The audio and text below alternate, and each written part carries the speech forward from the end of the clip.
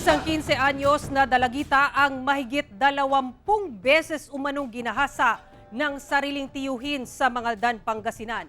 Sospek, itinanggi ang paratang pero inaming may relasyon sila ng biktima. Ang detalye sa report ni Russell Simorio ng GMA Regional TV 1 North Central, Luzon. Galit at trauma ang nararamdaman ng 15 anyos na dalagita na si Maricar, di tunay na pangalan, mula Barangay Malabago, Mangaldan, Pangasinan.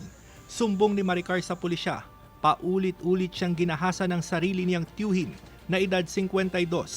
Nagsimula raw ang panggagahasa noong October 2023. Tinakot daw siya ng suspect. Kwento ng biktima, sa pilitan siyang dinadala ng suspect sa madilim na damuhan sa Barangay Alitaya, kung saan nangyayari ang panggagahasa.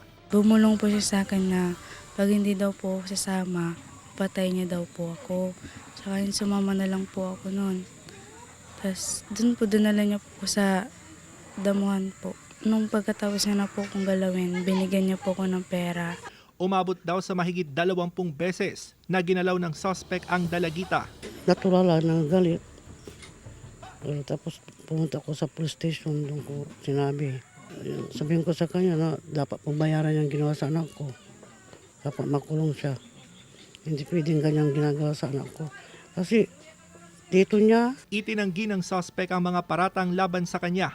Matagal na raw niyang karelasyon ng biktima. Ang relasyon namin dalawa, since October pa. Nung halos na lahat ng kinikita ko napupunta sa kanya, wala pong nangyari. Pinabulaanan ng biktima ang sinabi ng suspect. Nakatakdang isailalim sa medico legal ang biktima bago ang posibleng pagsasampa ng kaso laban sa suspect. Yung sa medical, malaking tulong yun para i-prove na yung bata ay na-rape. In medical terms talaga, meron talaga yun. Mula sa GMA Regional TV 1 North Central Luzon, Russell Simorio nagbabalita para sa GMA Integrated News.